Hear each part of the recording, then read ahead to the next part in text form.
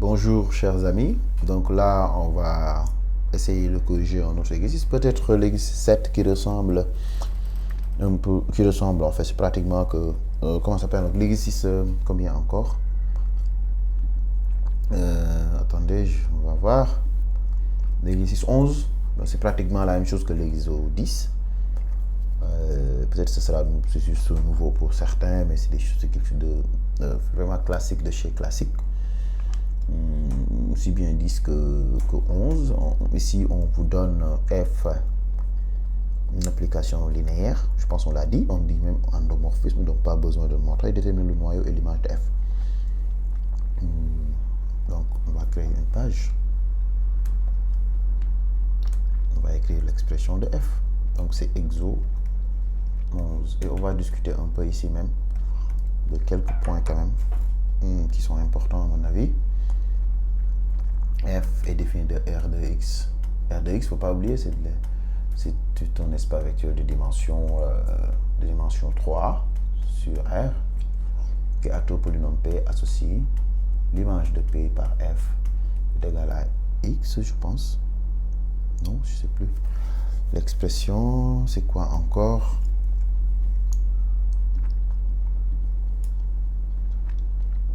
AP moins X moins 2 facteur de P. C'est ça, oui. Voilà, pas de problème. P moins facteur de X moins 2, une P par P prime. Heureusement qu'on nous a dit que c'est un endomorphisme. Donc le noyau. Vous voyez, le noyau de F, vecteur de F, qui est l'ensemble des polynômes. Ah oui, avant qu'on ne continue, je rappelle un peu. P appartenant à R2, si R de X, si et seulement si il existe A, B, C dans R, tel que P de X, expression polynomiale égale à AX carré plus BX plus C. Maintenant ici, on fixe la B, la base comme on est souvent en X au carré. Mais quelqu'un peut fixer cette base comme X au carré, X dans l'ordre quoi, X au carré, X1. Et dans ce cas, dans cette base B, le vecteur sera C, parce que le coefficient de 1, parce que ça c'est C fois 1. Donc C, le coefficient de 1, B, le coefficient de X, et A, le coefficient. Donc dans la base B. Si c'est dans l'autre. Mais quand même, si c'est pas fixé dans un exercice, que ce soit dans un concours, à l'examen ou ailleurs, là, de toute façon, vous pouvez fixer la base comme vous voulez. Et vous aurez les mêmes résultats quand même que les autres. D'accord? Voilà. Donc ici, si on demande de calculer f de p, si p est de cette forme, ça fera ax au carré. Maintenant ici, si on veut dériver quand même, il faut utiliser la forme polynomiale. Cela va de soi. Moins x moins 2, facteur de maintenant 2ax plus b, et voilà, c'est fini. Et maintenant après ici, il faudra développer, factoriser pour que ça soit plus simple. Donc moins 2ax carré moins bx, oui, plus 4ax, c'est ça, plus maintenant 4 plus 2b. Voilà, on développe. Et maintenant pour x carré, on a ax carré moins 2 ax carré, donc ceci va rester moins ax carré, d'accord? Pour bx, ça va sauter ce gars-là et ce gars-là. Ils vont partir. Mais il va rester 4ax. Et pour le dernier, 2b plus c. Voilà. Si on fait ceci, ainsi, donc là, on peut factoriser par les coefficients, ce qui se ressemble, ça semble. Je ne sais pas si vous vous rappelez de ce jargon. On a l'habitude d'utiliser 4x carré non, moins x carré plus 4x plus 2b plus c. Donc là, on voit que donc 2b plus c fois 1. Voilà, donc le caire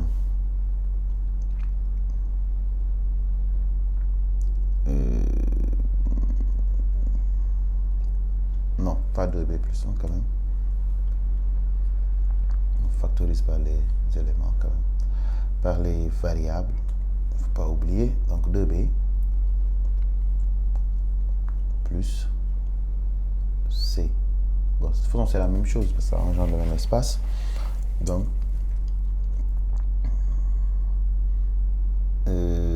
voilà, on passe à l'équation. Donc ici, P appartenant au caire de f, c'est seulement ici, A facteur de... Ah oui, on a très tôt fait les factorisations. On aurait pu garder. On va garder l'autre. Je crois que j'avais déjà posé ça. Donc, on continue. Donc, on va dire A x au carré. Il faut continuer. Il faut d'abord simplifier. Je vais oublier. 2b plus c égale à 0. Et dans ce cas, on trouve des relations entre les A et les autres. Voilà. Donc, on aura, comme vous voyez bien, le système 1 x et x au carré est un système libre, donc vous voyez bien, on aura moins a égale à 0, 4a égale à 0, et quoi encore, 2b plus c égale à 0. Voilà. Bon, c'est la fatigue. Donc ici, on aura juste c égale à moins 2b. Donc c'est tous les polynômes tels que c égale à moins 2b et a égale à 0. Donc finalement, p de x égale à quoi? bx. Voilà, c'est ça qui est bon. On remplacé par moins 2b, donc on fait moins 2b. Et ceci, on peut factoriser par b, il va rester x moins 2. Donc c'est une combinaison linéaire non du vecteur, enfin on a un seul vecteur, x moins 2. Donc finalement,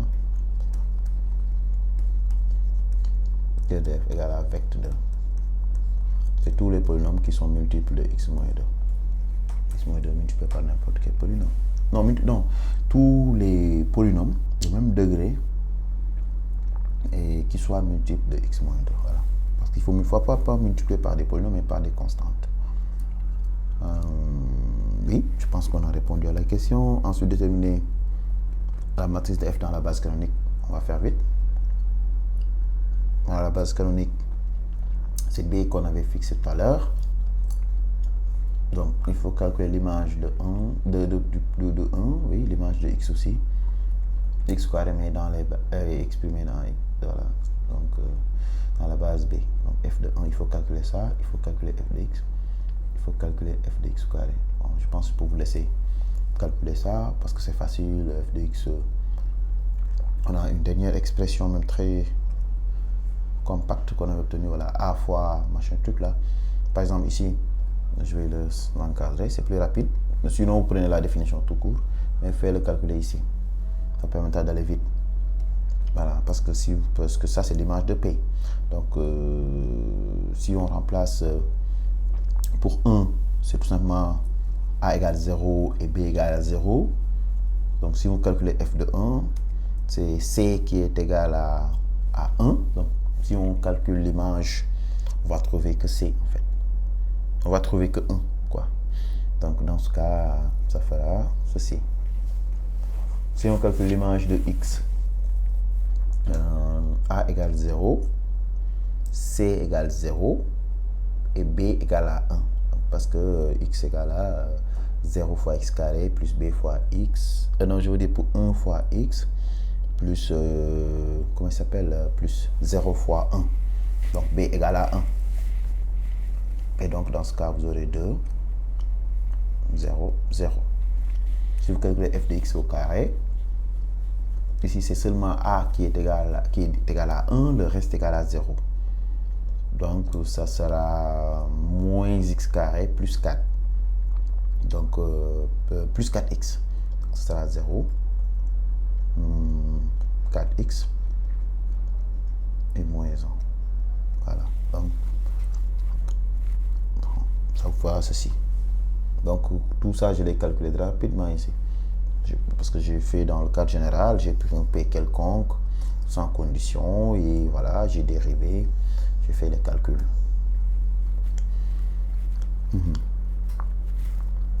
Maintenant, ensuite, quelle question? Montrer que B, formule de d'une base, déterminer la matrice de passage. On va montrer que c'est une base.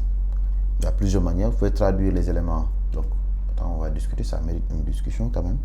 3. Montrer que B', formule de vecteur, là.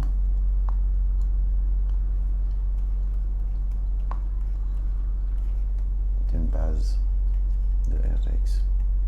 Voilà, ici, soit vous faites une combinaison, c'est-à-dire vous dites soit alpha, bêta, gamma, tel que alpha plus bêta, x moins 2 plus gamma, x moins 2 au carré égale à 0.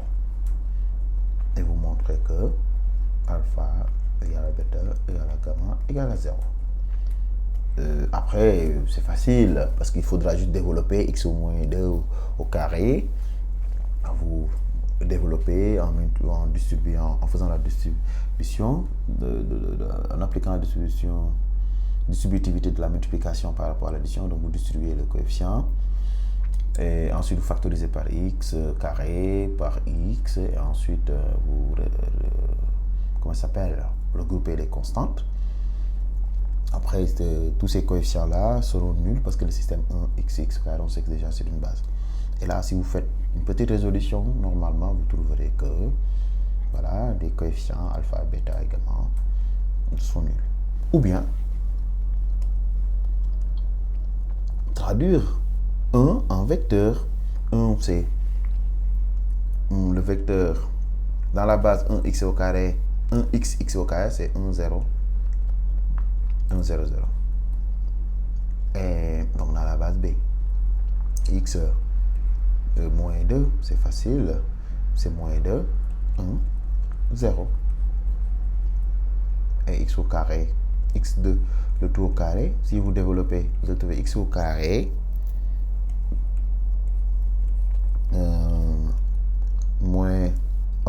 x au carré moins 2ab, moins 2x, donc ce sera 2. Plus b au carré, ça sera 4. Et là, vous prenez la matrice associée à cette base B' là, en ligne, si vous voulez. Je n'ai pas dit la matrice de B', donc vous disposez en ligne. Si vous voulez, en fait, vous disposez en ligne. Voilà. Et vous voyez que c'est échelonné ici, en fait. À droite en haut, donc libre, ce qui veut dire que B', comme c'est maximal, parce que ce cardinal égale à 3 qui est égal à la dimension de R2x, donc c'est une base de R2x, libre et donc est maximal, donc voilà, donc vous pouvez faire ça. Donc vous avez, ou bien regardez, oui, cette matrice est inversible parce que son déterminant c'est le produit. Ah non, c'est pas, c'est le produit des éléments, oui, sur la diagonale, c'est triangle inférieur, etc. Après, quelle question? Déterminer la matrice de passage de B à B'. Ah, la matrice de passage de B à B', c'est numéro 4. Donc, on a déjà fait le travail, en fait. Donc, ici, ça devient plus simple. Le premier vecteur en colonne, le deuxième vecteur en colonne et le troisième vecteur en colonne. Donc ici, même si vous obtenez des colonnes différentes dans l'ordre, il n'y a pas de problème parce que ça dépend de la manière dont vous avez fixé la base B2 ou bien c'est déjà donné de la base B, je veux dire. On dit juste canonique, donc nous On entend par là 1xx carré. Okay? Ensuite, on demande de calculer la matrice de f dans la base. Mais calculer P-1. Bon, après, vous vous débrouillez à calculer P-1. Soit méthode Gauss-Jordan ou des cofacteurs. Donc, vous calculez P-1. Si vous calculez P-1, vous appliquez la formule M de f dans la base B. Donc, ça, je vais vous expliquer.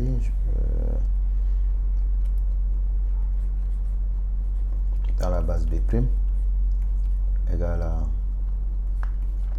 matrice de passage de B à B' moins 1. D'où l'intérêt de calculer ça. M de B dans la base F. Dans la base M de F dans la base B. Matrice de passage de B à B'. Il ne faut pas oublier que, comme on a un morphisme, on a le droit de prendre la même base au départ comme à l'arrivée. Donc les matrices seront semblables. C'est plus fort que matrice équivalente. Ah ben, on s'arrête ici. Si j'aurais eu du temps aussi, je corrigerai d'autres exos. Mais apparemment, j'ai fait le tour. Je sais pas, peut-être les bonus. Bon, on verra. On verra d'ici semaine prochaine. Ok, allez, bonne révision et bonne chance.